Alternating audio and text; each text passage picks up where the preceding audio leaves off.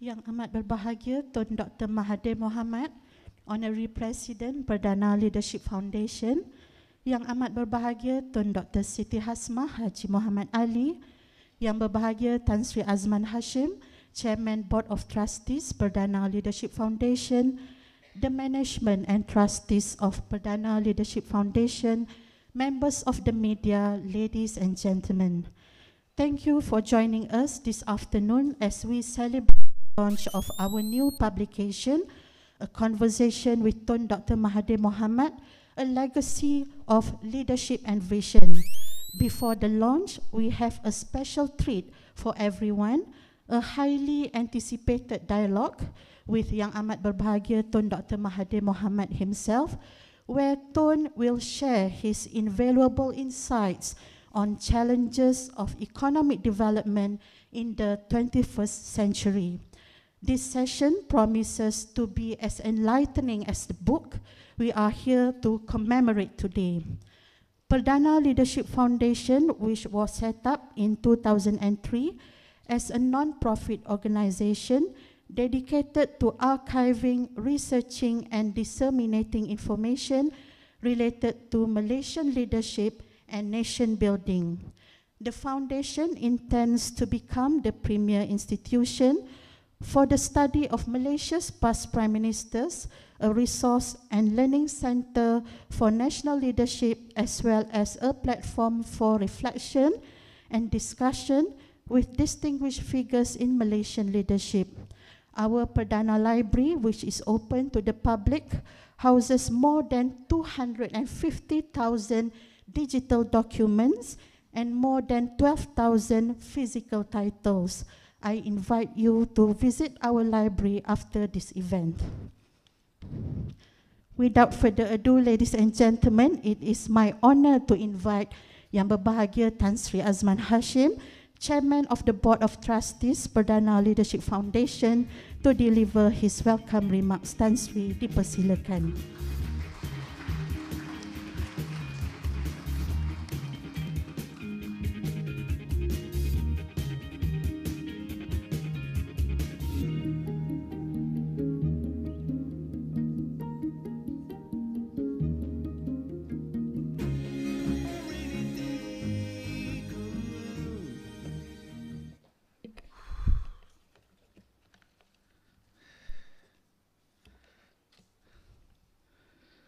Yang amat bahagia Tun Dr. Mahathir Mohamad, former Prime Minister of Malaysia and Honorary President Perdana Leadership Foundation.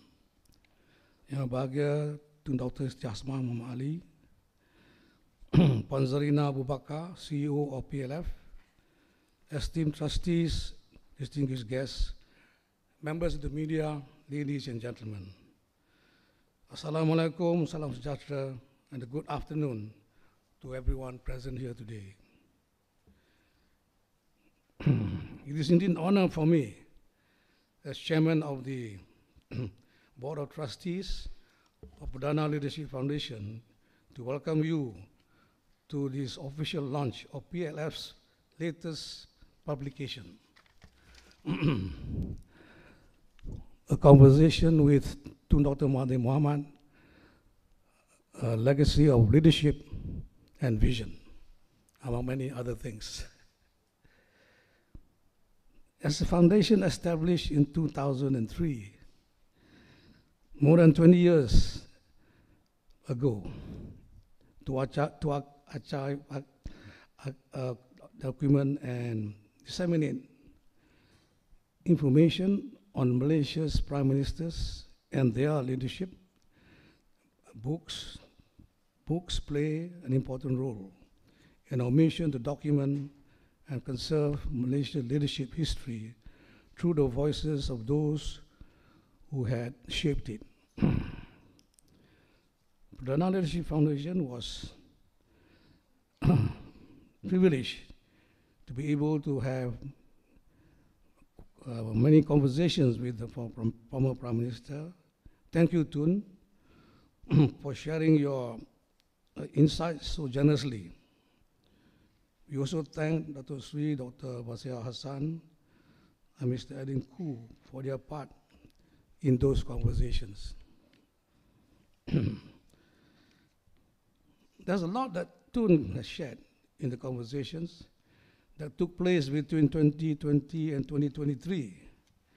And this book carries it all, covering topics that include Malaysia's economic policies through various areas, the wealth divide, technology,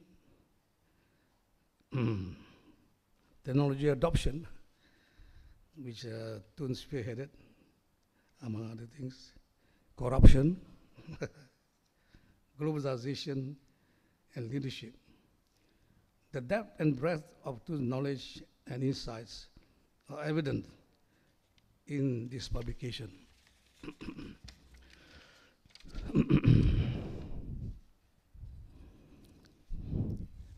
As a foundation that seeks to promote historical awareness and leadership excellence, we believe it is vital to create a platform, whether through books, dialogues, or forums, that inspire thoughtful engagement and facilitate deep understanding. This publication is more than just a collection of interviews. It is a window into the mind of a statesman, a record of ideas, decisions, experiences that shape Malaysia's development. Ladies and gentlemen, few individuals, if any, have such a profound impact on the nation as Tun Dr. Mahathir. He witnessed Malaysia's transformation from a British colony to an independent nation and served as a people's representative in the early post-independence years, taking on cabinet positions during the time of Tun Razak and Tun Hussein On. Tun Mahathir steered Malaysia through pivotal periods in the nation's development. As Prime Minister, he introduced the Look East policy. Look East policy is a stand against the West, actually. A very big message for developing countries. And launched Malaysia's industrialization drive in 1980s. Crowned by our first national car, Proton. In the 1980s, you saw one of the biggest boom periods when Malaysia was regarded as one of the region's upcoming economic tigers. I was one of the lucky ones that went through that period. Thank you, Tun. When the Asian currency crisis caught most people flat-footed, it was Tun that made the bold decision to reject IMF's standard prescriptions.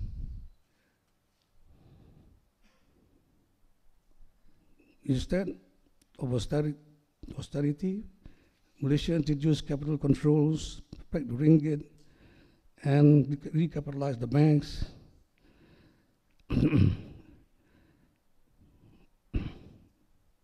Measures that global consensus ultimately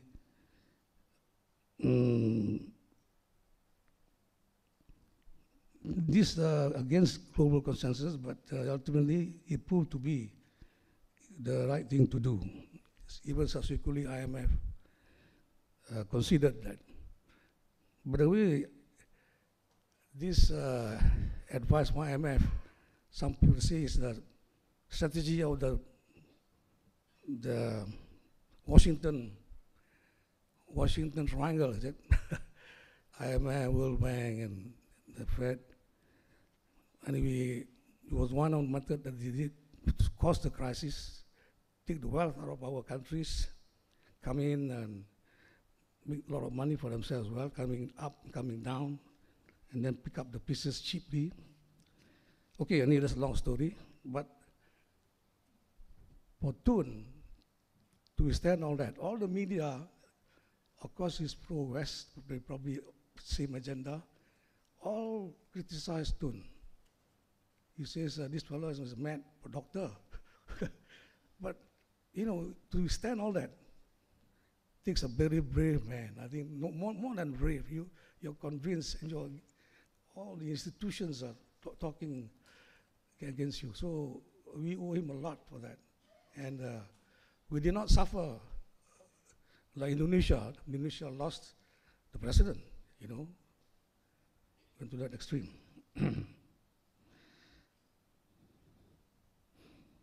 At the time that the move was heavily criticized, Tun was called reckless, even irresponsible, to go against the so-called Washington consensus. But he held his ground, and history has proven him to be right. While other countries, such as Thailand and Indonesia, exhausted their reserves, faced political issues, and of course had to give in to the terms of IMF for the loans to give. Malaysia avoided the worst and recovered its sovereignty intact. Ironically, a decade later, during the 2008 financial crisis in the West, the US or the West did exactly what they told us not to do: bail out everybody. They pump in trillions of dollars into the banking system, put in liquidity. Exactly the opposite. Not once, twice. The crisis came again, the same thing. So you see the disparity there. That's another long story. Tun's leadership was bold and courageous. It teaches us that leadership means doing what is right, even when the world disagrees. That's not easy. Malaysia entered the 21st century as a nation that had overcome remarkable odds and attain enviable goals by various metrics. We have solid infrastructure, a thriving business sector, strong manufacturing base, and diverse, multi-skilled population.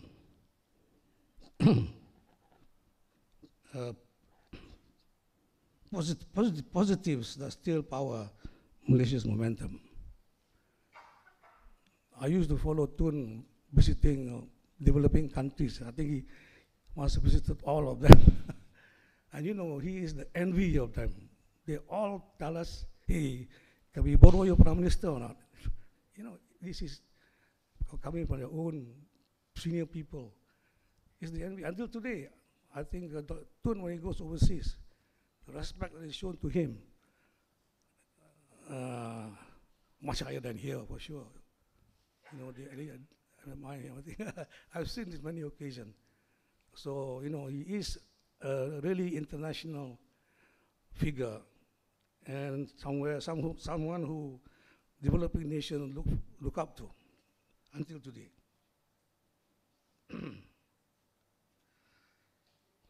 More than that, Tun's leadership, an example, infused Malaysians with the spirit of Malaysia Boleh.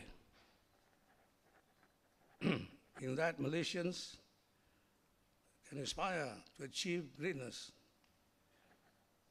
at national and global levels, and inspired many to look forward with hope and ambition. He's the one that pulled us in. I think I'm one of those business people, Malaysian business people. Used to be inward looking. We never look at outside. Somehow we think that maybe they are too big or what. Tun pulled us by the nose, took us everywhere to show us, hey, you are as good or better than many of these. So it gives the Malaysian businessmen a lot of confidence after that. And they move out, invested overseas, gain more experience. So that is a big deal, changing the mindset.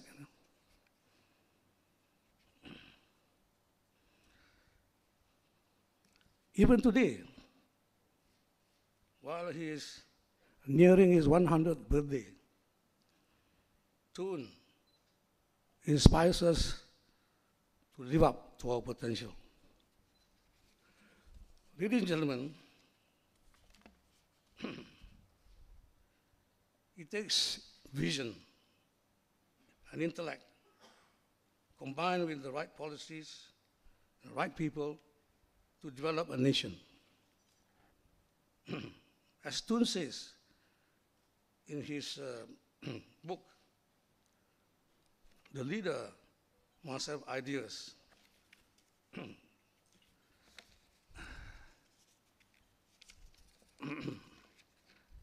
The leader understands the assets of the country and how to modernize those assets. Given this wisdom and experience, we look forward to Tun's perspectives on economic development in the special dialogue to follow, titled The Challenges of Economic Development in the 21st Century, is particularly relevant to us, as we grapple with the issues of technological adoption, climate change, global conflict, inequality, Trump's tariffs, and so on. But I did mention to Tun just now, please, you can speak on anything. Please all be very interested to know. And as you know, Tun can speak on anything. And I think today is the opportunity for you to ask him under the Q&A.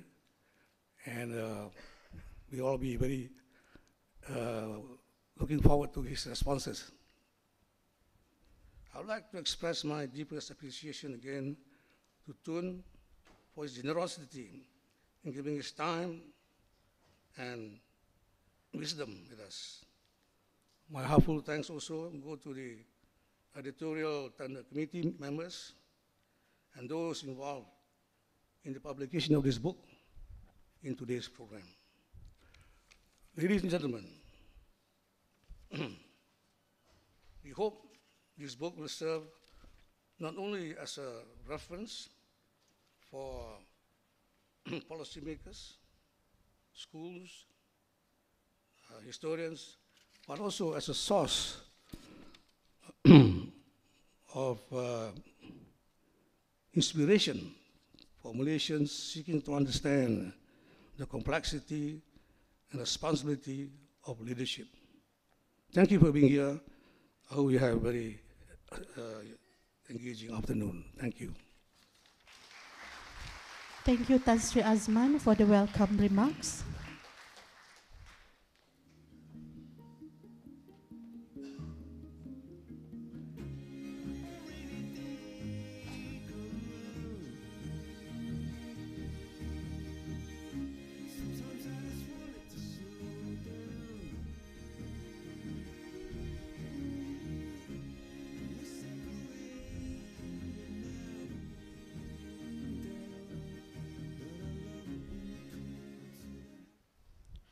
Ladies and gentlemen, the highlight of today's event is a special dialogue with Yang Amat Berbahagia Tun Dr. Mahathir Mohamad, focusing on a topic of great significance, challenges of economic development in the 21st century. We are privileged to have two esteemed discussants for this session. Yang Berbahagia Datuk Sri Dr. Vasihar Hassan, former chairman of RHB Islamic Bank, and is one of PLF's trustees. Our second moderator is Yang Berbahagia Dr. Muhammad Abdul Khalid, Research Fellow at IKMAS, Universiti Kebangsaan Malaysia, and a fellow at the World Inequality Lab at Paris School of Economics.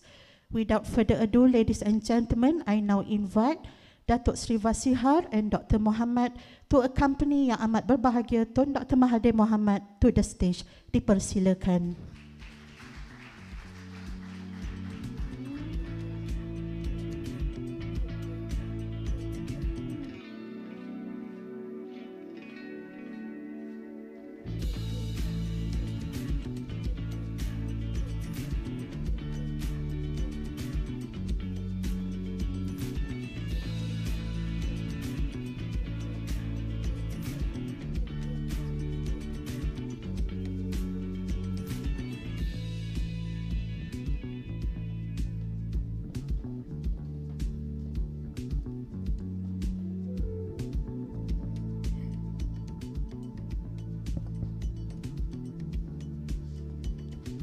Datuk Sri Vasihar, you may now begin the session.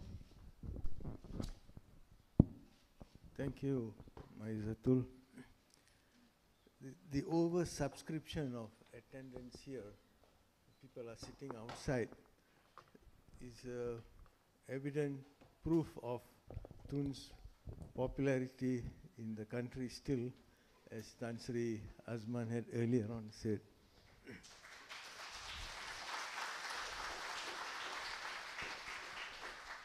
And more than the attendance, I was very impressed, as Puan Zarina mentioned, a lot of students are also attending this. These are the future leaders of the country. And that is a very welcome sign as well. With that, of course, I have been involved with Tun as one of the interviewers for this book. We have met about 4 times. And then even before that, I did a leadership research on Malays, and Tun was interviewed several times by me, and therefore I have very closely associated with Tun when it comes to leadership issues in Malaysia. And Dr. Mo has been the economic advisor to Tun when he was the Prime Minister for the 2nd time. So both of us are closely associated with Tun in one way or another. Now, given that I have been involved in the book, I thought it's fair to give Dr. Mo the first chance to ask the questions to Tun.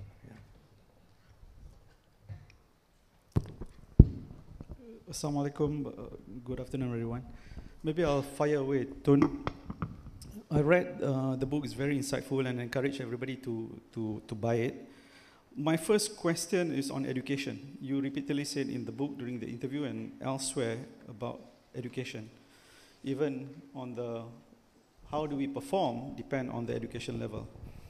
You were first appointed a minister as Minister of Education, 1974, before you become Deputy Prime Minister 2 years later. In 2018, you wanted to become Minister of Education, but you were not allowed. Now boleh 2-3 portfolio, no problem. But then you're not allowed to become Minister of Education. It was highlighted in the book that you wanted and you have planned about education, but you did not elaborate. Can you share with us what do you want to do had you given a chance? Well, thank you very much.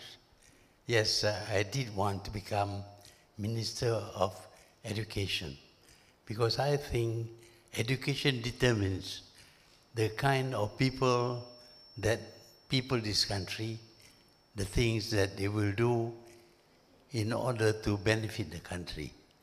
But I am of the opinion that our education system is a little bit out of date.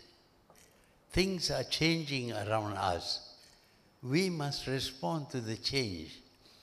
If we don't respond to the change, then the knowledge that we gain in the schools will be irrelevant. For example, the system of teaching is still the old system of having a class teacher trying to impart knowledge to the class. But sometimes the teachers are good, sometimes the teachers are bad. And when you get a bad teacher, the students suffer. But today, one can record and play back. One can record the teaching by the best teacher and use that in order to teach in every class. So the whole nation, the classes in all the schools in Malaysia would have the benefit of the best teacher and the way he teaches. So that is one thing, but there are many other things that I feel not satisfied with. I feel that we are not keeping up with the sciences. Now, science is a different kind of knowledge. It changes. It's not static. If you take history or geography, the data in history and geography does not change over time. If you have a war in 1 year, it will remain in the same year. It doesn't change. But science changes nowadays almost every day. And science comes to us not from ourselves, not in our language, but by foreigners. Mostly science comes to us in English. If you want to keep up to date with the sciences, we have to learn to acquire the knowledge through English. Then you will be up to date because, as you can see, in information technology, for example, within 10 years, things have changed so much that it's mind-boggling. For example, we used to have huge system for broadcasting, radio messages. But now the broadcast station is in our pocket. Not only can we broadcast, we can receive, we can see the images also. So things have changed very much. How did this happen? Our students need to know, because in later years, we hope we will not just be users, but we will be the people who invent and innovate all these new technologies.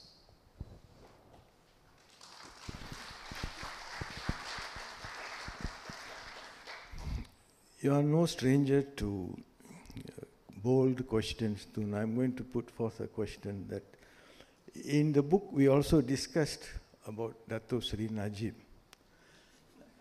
And if Trump can become the president second time, we should not be surprised. Anything can happen in the political world. Given the scenario, if Dato Sri Najib were to become a prime minister again in this country, what are your views, thoughts, and how would you see the country in future?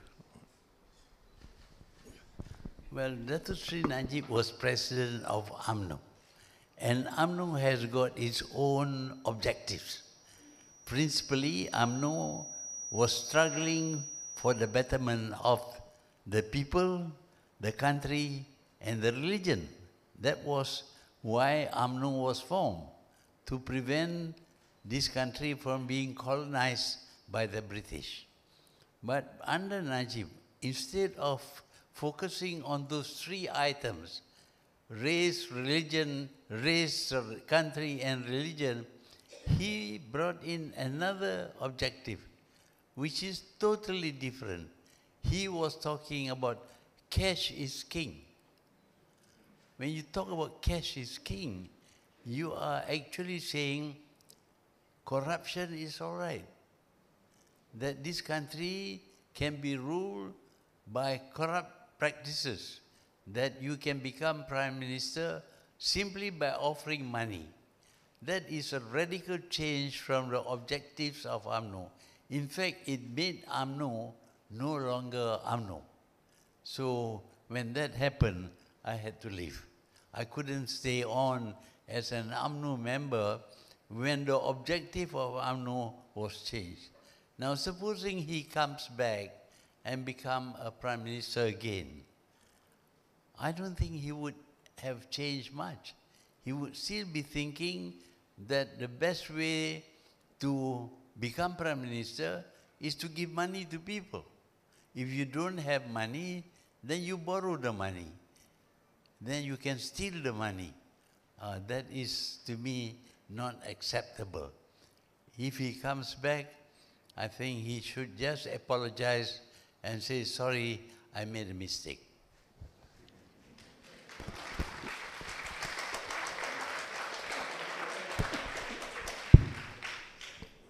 Tun, allow me to follow up on that, and also to your earlier response about the mode of teaching and the content of the teaching. Despite that we are becoming more highly educated compared to a generation ago, and yet many of us who are educated, professional, still have the feudal mentality, succumb to political pressure. I'll give an example. Tabung Haji would not have failed, shouldn't fail, because the management are professionals. Lawyers are professional, bankers are professional. 1MDB, the same thing, it would not happen had it not facilitated by professional bankers, lawyers, engineers. Some of them are Malays. And Tabung Haji is an example of that. It was professionally run, and yet it failed because the management succumbed to unsavory characters of the politician. Luckily, during your time, it was safe, and I have to mention Tan Sri Matno is here. He was pivotal in helping to save Tabung Haji. Why, despite we becoming more educated, and yet we tend to be corrupt? Why? Why we are more educated? We create so many Malay professionals, and yet we easily fooled by unsavory politicians. Yeah. In a country, there must be interchange of ideas, because not all ideas are good, and the leaders do not have a monopoly of good ideas. They also can be ignorant of certain things. So when you have a country where you are not allowed to say what you feel is happening, then of course the government will not have the benefit of the kind of thinking that is found in the community. So what is happening now at least, and even during the time of Najib, people were not free to criticize the government. You need to have the opposition. In a country, you need the opposition to point out where you have gone wrong. If there is no opposition at all, if it is a one-party state, and that party rules without any opposition, then that party is carried by its own ideas only. And when it makes a mistake, it has no way of knowing that it was a mistake. Certainly, it will have no way of correcting the mistake. So, the management of a country depends upon the freedom in the exchange of ideas.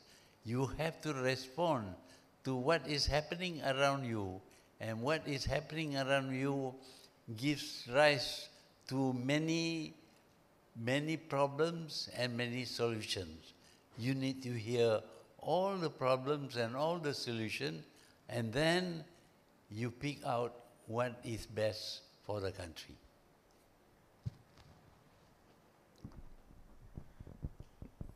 In this book, Tun, you have on culture and values, you said that the success of countries is shaped by the character of the people, which in turn shapes the value system. Do you think that Malaysia has emulated the right character and value system, or the country has steered away from our original character and value system? Please elaborate and give your views on this. Well, I've been in politics for a very long time, and in most of the time I was holding some ministerial posts, or even as Prime Minister. As Prime Minister, I was fortunate in being able to travel to many countries, and I observed that some countries are doing well, and some countries are very poor. I asked myself, why is this so? Is it because the poor countries are poor because they have no resources? Is it because of the climate? Is it because of the temperature? Is it the temperate people do better than tropical people? When I studied this thing, I realized that the difference between people is their culture. They may be the same, ethnically they are the same, but if the culture is different, the performance is also different. Thus you see in Europe, Western Europe, people by the same Europeans seem to be successful. Eastern Europe was not successful. And when I studied this thing, I found that they have a different culture. The Eastern people had a different culture from the Western people. Then I noticed what's happening with Japan. How is it Japan was able to modernize, to catch up with the West very quickly?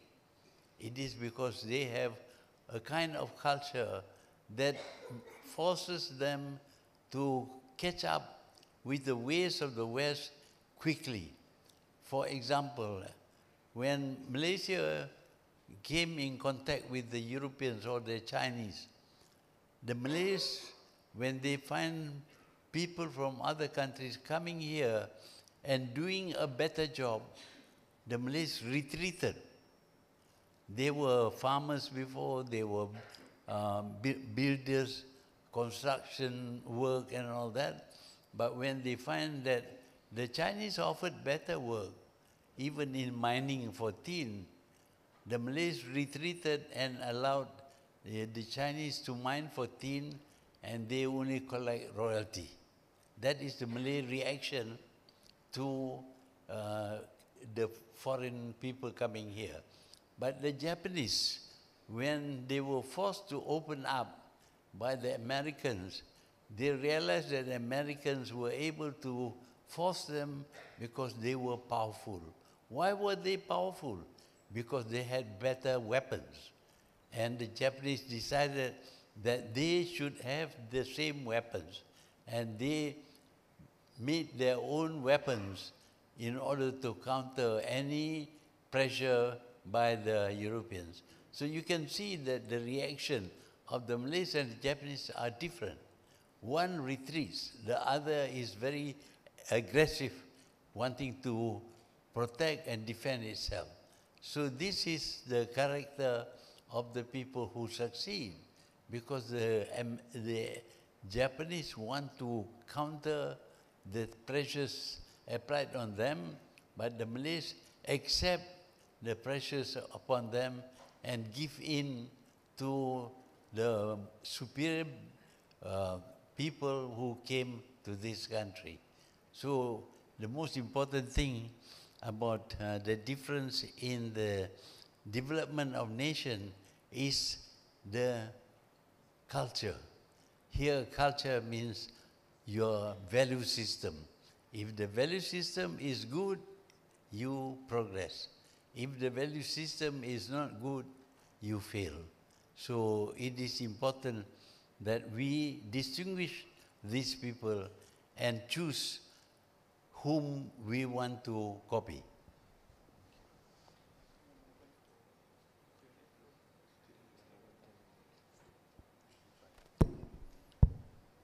Tun, I would like to ask you about geopolitics, especially on tariff war. Do we have to choose side between America and China? Well, I've written something on the blog that I think very soon Trump would have to put an end to his high tariff.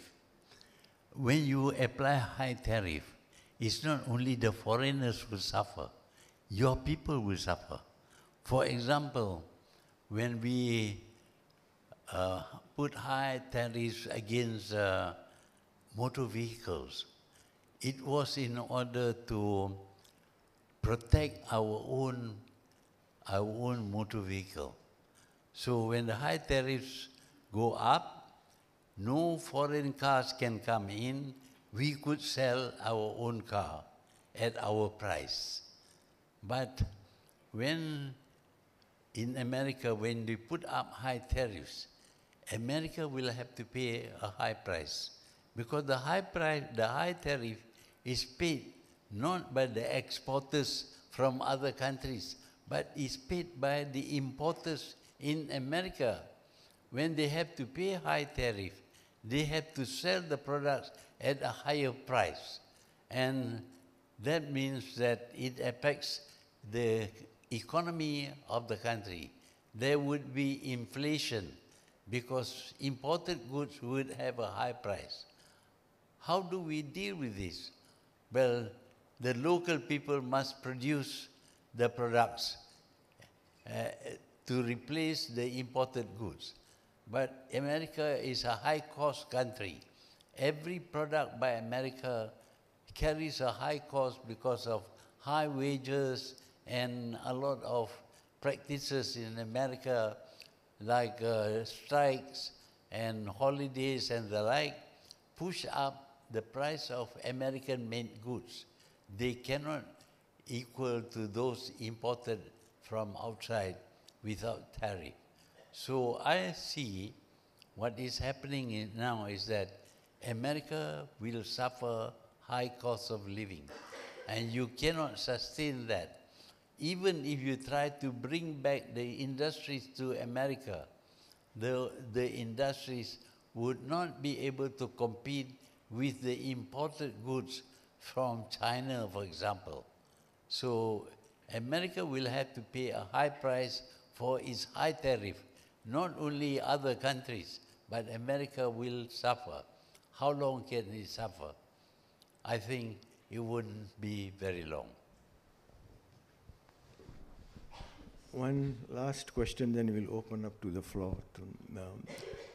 Looking as an outsider looking into the administration today, what do you think are the good things that the current administration has done, and what are the weaknesses that you would like to give some advice for the improvement of the current administration? Well, I see in Malaysia a lot of opportunities, even in the present time, even when the economy of the world is unstable. Malaysia is very rich. It has a lot of resources, but it is not exploiting the resources. Take rare earth, for example. It's very expensive, but in the ground, it doesn't make you rich. You have to bring up the rare earth and process it, and then only you can sell it and make money. But until now, practically not a single square inch of rare earth had been produced and, well, processed and earning money for Malaysia. That is just rare earth. But we have other minerals like manganese, for example. We have manganese, we have tungsten. And all these things are sources of wealth. And we have land. Malaysia is fortunate in that our soil is fertile, we have rain, we have sun, and we have to just stick into the earth and it will grow. But we are not doing anything. I see all over the country bare land, not used at all. Those are assets. We can become rich with them. Forget about the other countries. Think about what you can do in the country. And of course, Malaysia is a great exporting nation. We can export a lot of things, but we have to produce them first before we export. Even our food, we have to import. And yet, Malaysia has enough space to grow the amount of food for only 33 million people, not very big. And you look at Indonesia, with nearly 300 million people, they are not suffering from starvation. You look at China, 1.4 billion people. You don't talk about starvation or lack of food in China. That is because they are utilizing all their assets in a way that protect them from having to depend on foreign sources. But Malaysia is not doing that. I can see a lot of other things that can be done even at this time with all the instability caused by the high tariffs of Trump. Malaysia can still prosper and grow at a high rate. We thought we will open it up to the audience for questions. Please identify yourself and be precise in your question. Thank you. Yes, the lady there, yes.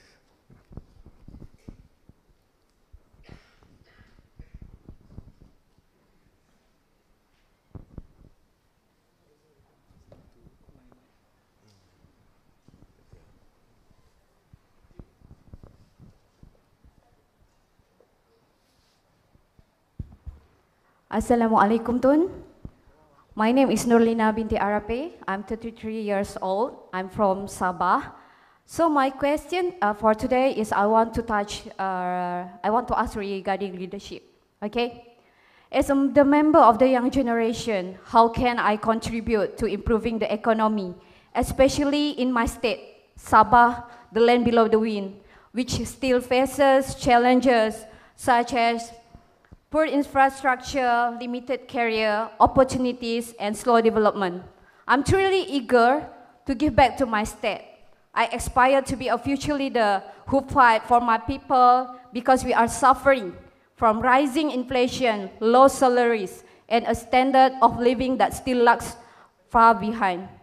Unfortunately, many young people today don't have the chance to speak out or to be heard because the older generation still think that their way is still the only way. Okay, Tun, as someone with vast experience in leadership and politics, may I ask, what do you think some states, especially Sabah, are still not progressing or developing at the same pace as others? To be honest, we cannot rely on politicians. You know it very well because some politicians are rubbish because they just think about their own pocket money. Okay. But what about us, the people of Sabahan? Tun, what is your advice for young people like me who are determined to stand up, to speak out, and to lead my community toward real changes? Please, Tun, help me in terms of this. Thank you so much. Thank you. Yes, we need infrastructure. We need infrastructure all the time. But supposing we don't have infrastructure, can we survive? I think we can. Because we are fortunate, as I pointed out, this country is, the soil is fertile. It's surrounded by the sea, full of fish. And you don't need infrastructure to grow things and to fish in the sea. Of course, if you have the right infrastructure, it is better, but you cannot wait for infrastructure. You have to do things on your own. We find that the Malaysian seas are full of fish dying of old age because nobody is catching them. We are catching them in the old way, and because of that, we find ourselves short of fish, short of vegetable, short of meat, etc. Yet we have land that is suitable for raising cattle, raising sheep, raising goats, cattle, and the like, and that will stop us from having to import from others. But we find that even if there are proposals by the private sector to go into this business, there seems to be a reluctance on the part of the government to allow the private sector to go into certain business. That is why we find that living in a rich country, we are poor. We shouldn't be poor. The government should encourage the exploitation of the land and the sea and the rivers and the mountains, because all these things are assets that we can use in order to grow our economy. Yeah. Yes. Assalamu alaikum, Doctor. My name is Mohammad Mujahid Mehman. I'm from Putrajaya School, UPM, and from Pakistan. My question is, what message would you give to Pakistani youth who face corrupt leaders, brain drain, unemployment, and their chosen prime minister is in jail? So what do you recommend them to do in this uncircumstances, we are facing? He's from Pakistan. He's from Pakistan. So he says the Pakistani Prime Minister who was elected is in jail. What is your advice for Pakistan? Well, I'm not good at advising other countries, but I believe that Pakistan has the potential to become a very rich, highly developed country. The people are very smart. They are leaving the country to live in other countries, to give their strength to other countries. In England, in UK, in America, there are lots of Pakistanis doing work that is very special. They are clever, but the organization of the country must be good. The country is too much involved in politics. I notice that no elected government has been able to fill the term that they were elected for. Halfway through, they were overthrown, accused of corruption and all kinds of things, and then you have another change of government. That also will not last for very long. So I think it is the politics of the country that has become an obstacle to the development of Pakistan. We should not be having people in jail for sometimes frivolous accusation. I don't know whether they have full evidence of corruption or not, but I feel that no leader has been given a chance to govern the country. Assalamu alaikum, sir. Tun, I'm also from Pakistan. My name is Ata Hussain Sungo. And I don't have question like political system. One thing I would like to inform you that you are the great personality, and as a successful personality, you are being taught in our country, in institutions, in schools. So that is a great day for me that I am before you. Your success can be seen in developing Prona's Twin Tower, Putrajaya system, multimedia system, your drainage system, education. Everywhere, if we are here in Malaysia, we can say that the development behind this country is only the Tun Dr. Mahathir bin Mohamad. So it is an honor for me if you suggest a few lines about Pakistan, because Pakistan, no, it's okay. It is a political, there's a political instability, because in Pakistan, there's no politics. In Pakistan, everyone knows that there is one army, and the country of Pakistan is for the army, okay? But in spite of this, we are there, we will have to survive there.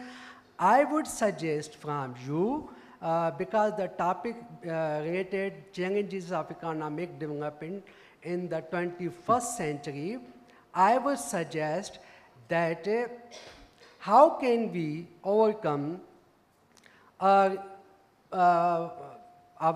political instability, our agricultural disability, and external dates. Because I will inform you, in the month of June, we will have to present our budget. But honestly speaking, we will just read like this. Sir, can you pose a this question? budget will be this budget will be produced by IMF. Budget will be presented by the IMF, and we will just read. So my question is, what is your suggestion for Pakistan in economic to face the economic challenges? Thank you, sir.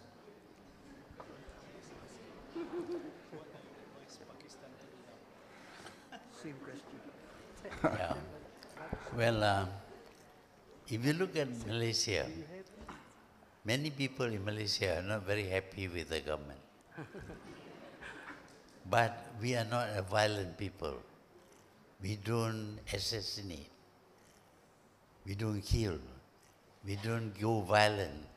Yes, we are not happy, but we will find ways to solve the problem, not through violence, but through maybe negotiation, maybe by some simple action that does not involve killing people.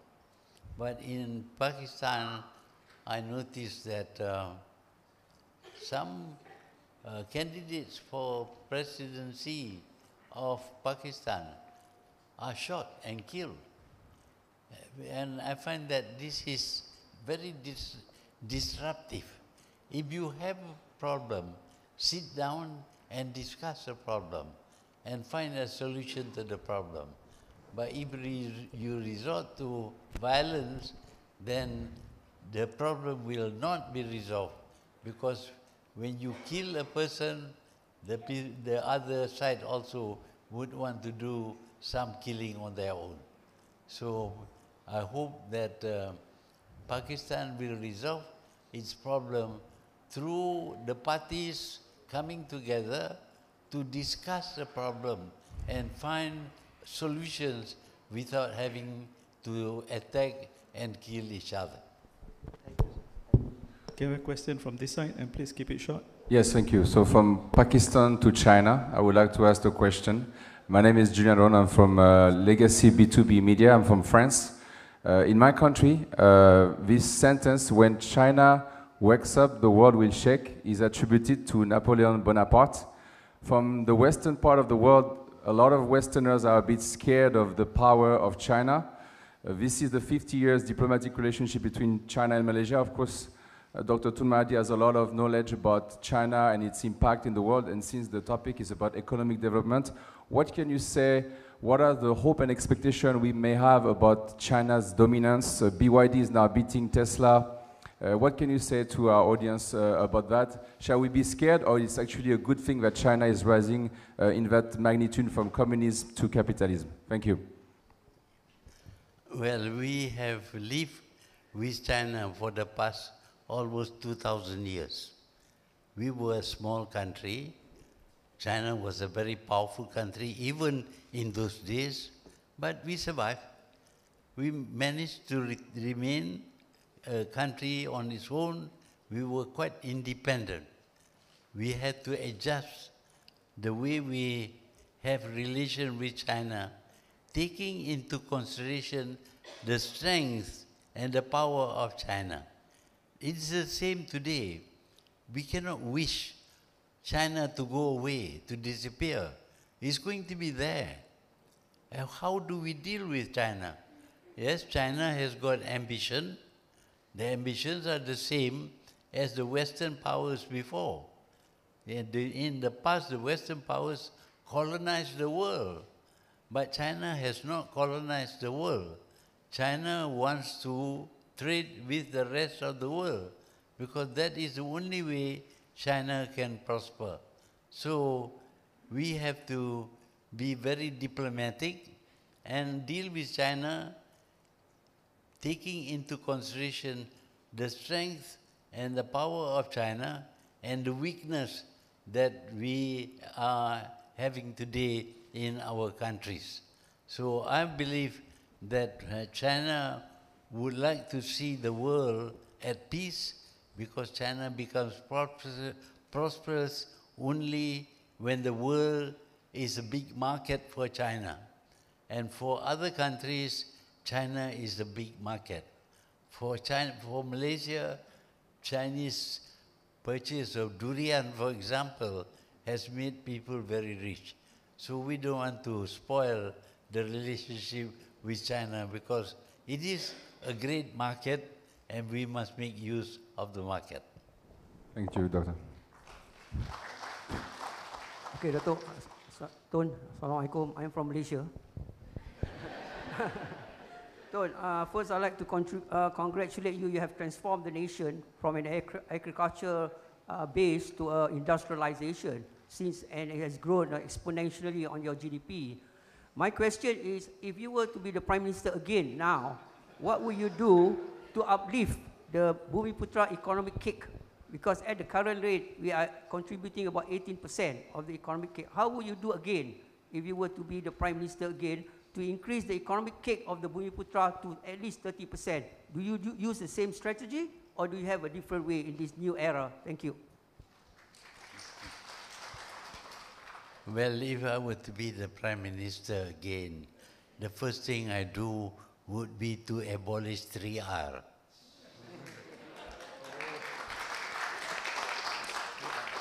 I must know what the people are thinking about. If you keep their mouth closed, they may be having bad opinion of you, but you feel that they are okay. And when you don't respond to their problems, to their feeling, then the country cannot become developed. We need freedom of speech. We need freedom to do business on our own. We need a good cooperation between the government and the private sector. We need to develop this country and make things easy. At this moment, I feel that there is too much corruption. The wealth of this country cannot be exploited because of corruption. So if I am the Prime Minister again, God forbid, then I know of a few things that I should do. And even if I'm not Prime Minister, if the government is willing to listen to this old man will give some ideas. You can accept, you can reject. But I believe that my experience shows that there are many things we can do. We were an agricultural country which industrialized. You look around KL, there are factories all over the place. We have become industrialized despite the fact that we knew nothing about, we didn't have the money, we didn't have the knowledge, we don't have the technology, everything else we are short of, and yet Malaysia today exports 80% of Malaysian exports are manufactured goods. That shows that we have become industrialized and the people have benefited because industrialization creates a lot of jobs for the people.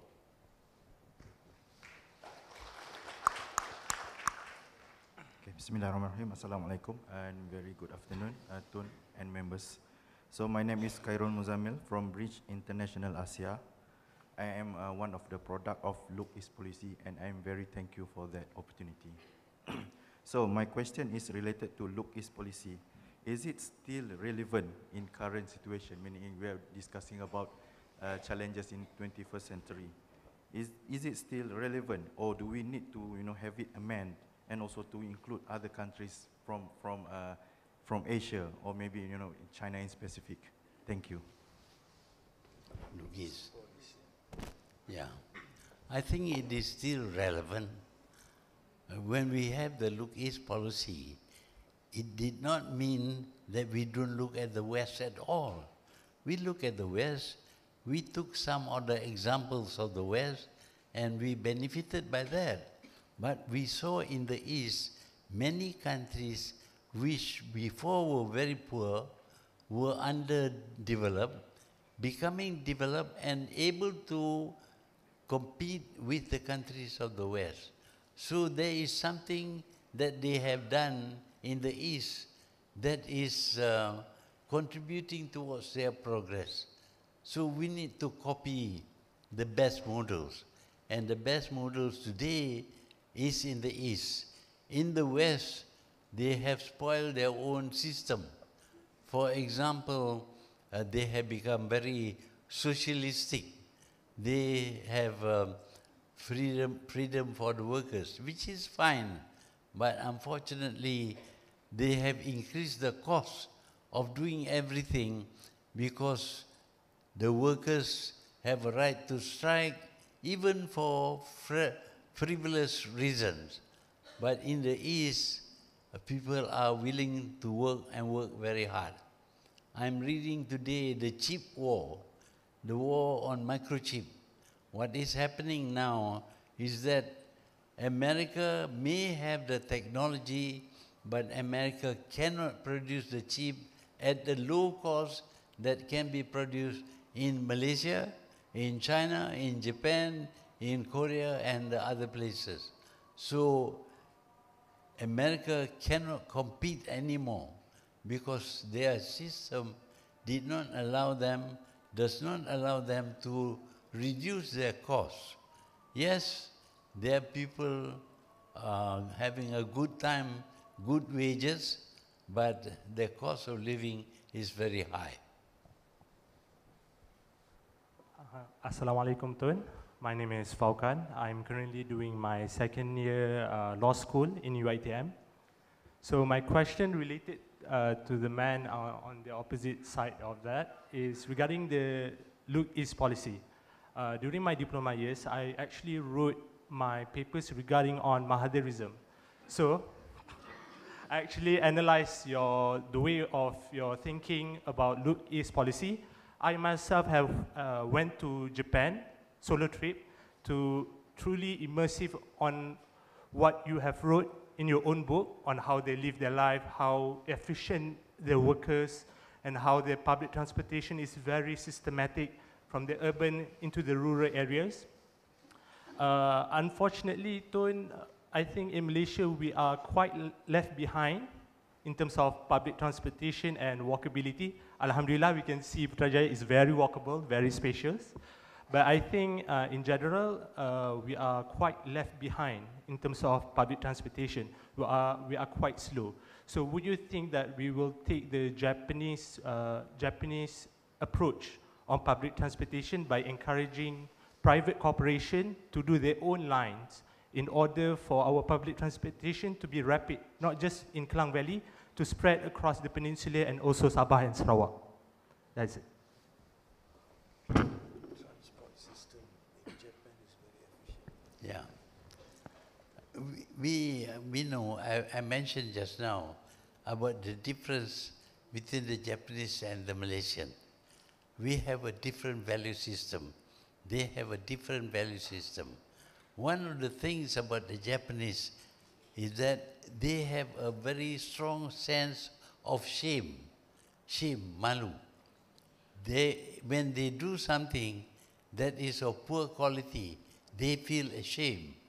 In the old days, if a man is asked to do something by his boss and he failed, he would commit suicide because he cannot face his boss because he had failed.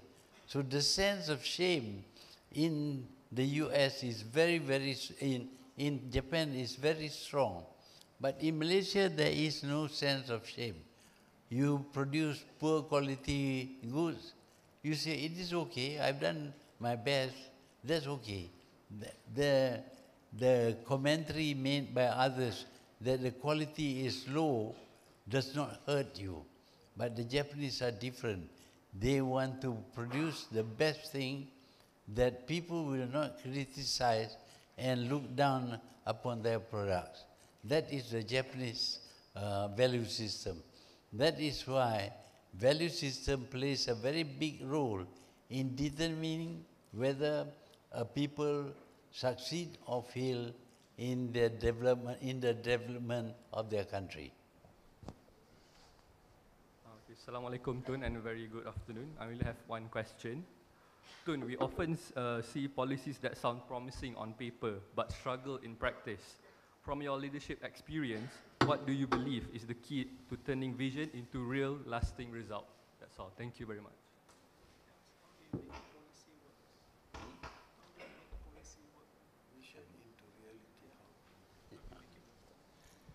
Yeah.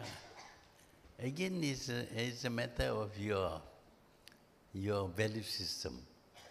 When you feel pride in what you produce, then of course you will try your best. But sometimes people work because, well, it is a duty. They have to work from 9 to 5 in the evening. They work 9 to 5. What happens with their product doesn't matter to them. But that is because we don't value the good opinion of the people when we produce poor quality work. We need to change that.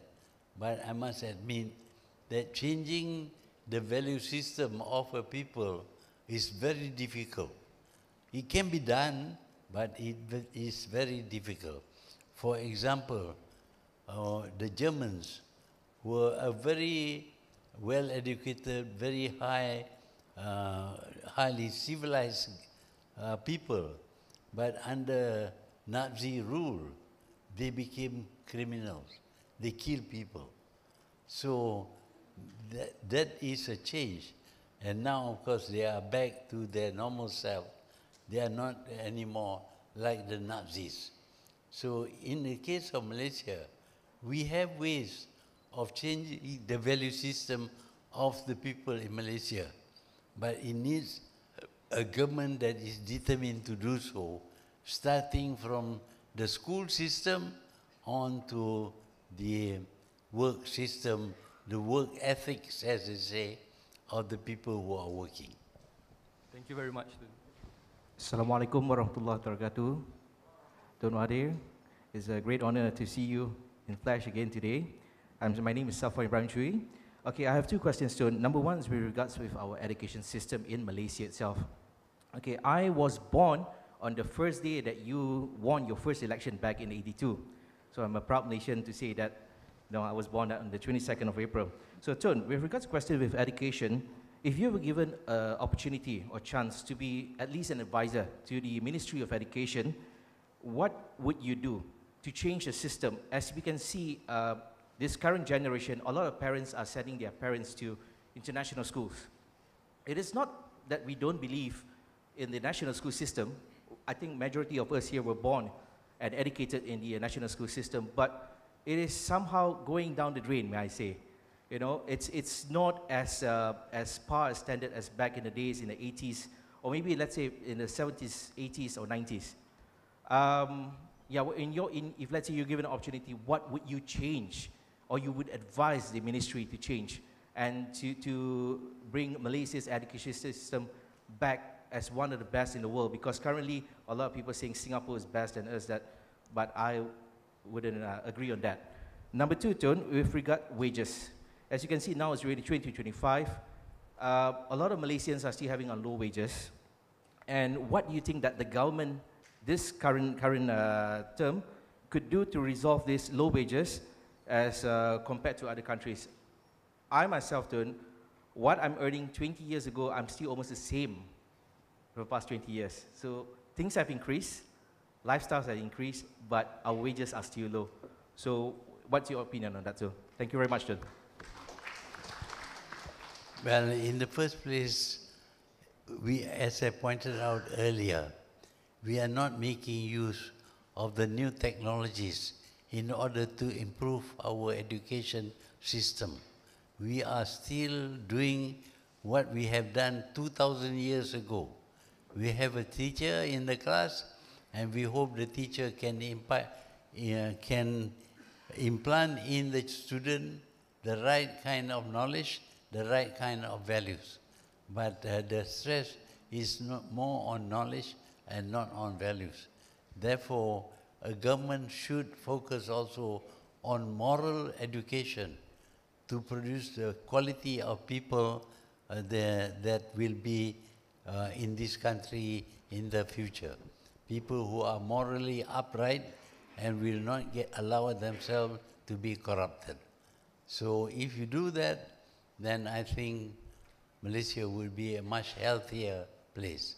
Secondly, with regard to low wages, I am always intrigued by people who keep on talking about low wages. Wages doesn't count. It doesn't matter. What matters is the purchasing power of what you earn. If the purchasing power is good, that is what we need.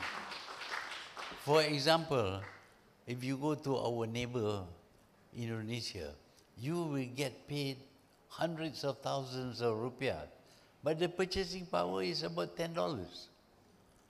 We get paid $10, but the purchasing power is very high. But if you go to Singapore, that $10 cannot buy the same thing as 10 Singapore dollars. But when Singapore people come to Malaysia with their $10, they can buy 3 times what we can buy. So it's not the number of currency, the units of currency that is important. It is the purchasing power. I have noticed that some countries keep on chasing high cost of living by giving higher wages. When you give higher wages, you increase the cost of living. And when you increase the cost of living, you give higher wages. In the end, you are paying high salaries, but the purchasing power has not increased. So that is something that our financiers, our government must learn and talk to the unions, for example, that it is not the amount of money that you get paid that is important, but what can you purchase with that money?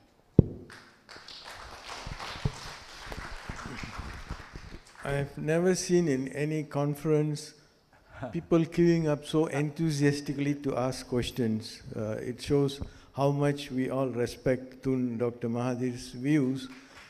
Unfortunately, as all good things, we have to come to an end. We'll only give a final question to the gentleman on my left, and then... Thank you, sir. Right, yes, thank you. Ya, Ayahanda Tun, nama saya Abdul Hafiz Abdul Hadi. Saya adalah produk SBP, Sekolah Bersama Penuh Ipoh, Sekolah Tunku Abdul Rahman. I have 2 questions. Number 1, it is about time we have to resurrect or revival of gold currency, because you have promoted it in 1990s, but it was blocked. Number 1. Number 2, this is a quick one.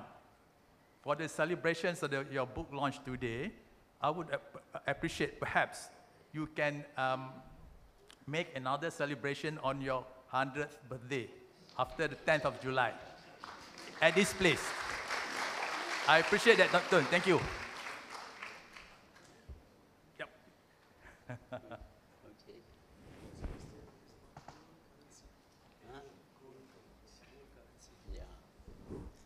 Well, we know that initially money was in the form of coins. Coins made of precious metal. And of course, the value of the coin is the value of the precious metal in the coin. So you know the real value. But as the demand for money grows, we cannot produce enough coins. So we produce fiat money. We print the money and we claim that that money, paper money, is equal to the value in gold. But even that doesn't solve the problem, because the demand for money is so much that you cannot relate it to the gold that you are holding. So nowadays, you can pay billions of dollars with no backing at all. The backing comes from a stable government. If the government is good, then you accept the money as such, and we accept the value of the money. That is what is happening today. And I believe that we need, for the purpose of trading between countries, we need to go back to gold, because gold has a definite value. We propose a gold currency for trading in East Asia. So we know the full value of the money that we use. Unfortunately, if we introduce that money for trading, then the demand for American dollars would not be there. And when there is no demand, of course, the value of the American dollar will fall. So the Americans were very unhappy when we decided, or we proposed, that we have a new trading currency, a gold dinar, for example, which has a definite value as related to the value of gold. Unfortunately, we failed in that. Secondly was about, yeah, but I'm not 100, I'm 99 years old.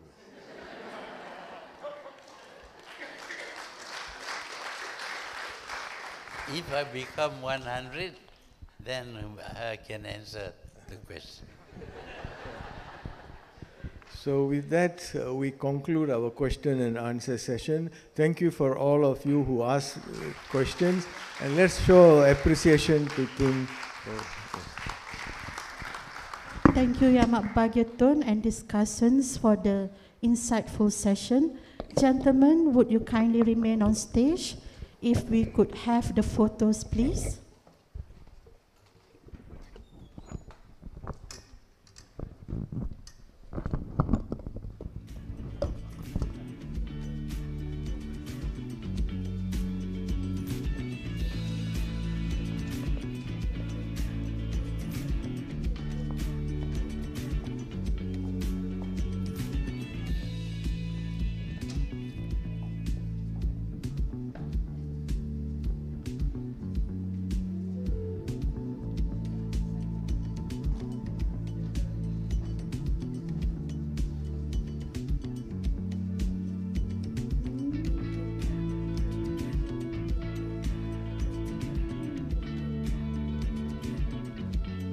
Thank you, Tun, Datuk Sri Wasiha and Dr. Mohamad. Tun and Datuk Sri Wasiha, please remain on stage. Dr. Mohamad, you may now return to your seat.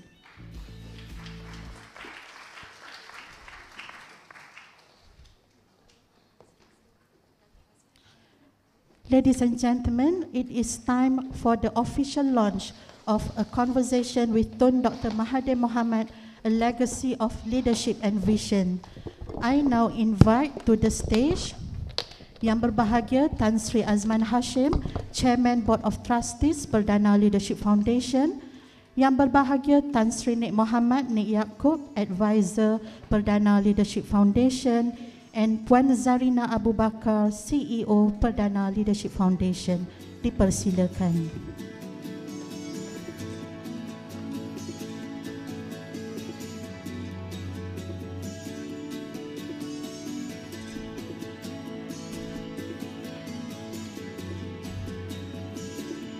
Before the launch, let me share why this book is so special. It captures Tun's candid reflections in conversation that took place in 2022 to 2023 with Datuk Sri Vasihar Hassan and Mr. Edin Koo, founder of Pusaka, offering unparalleled insights into his leadership, Malaysia's challenges, and his vision for the future. Tun, would you be kind enough to launch the book, A Conversation with Tun Dr. Mahathir Mohamad, A Legacy of Leadership and Vision, by signing the mock book that we have on stage? Tun, if you please.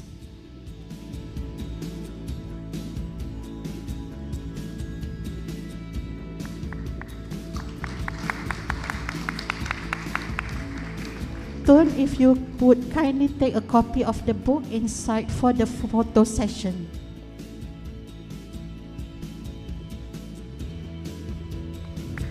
If we could have the photos, please.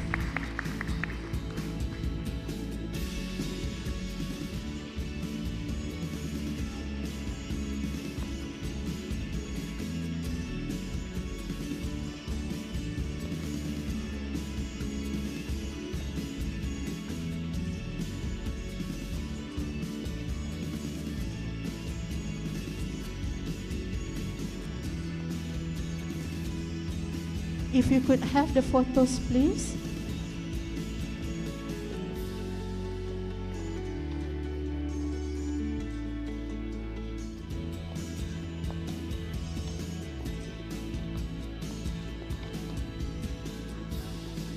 Let's all give a resounding applause to commemorate this moment.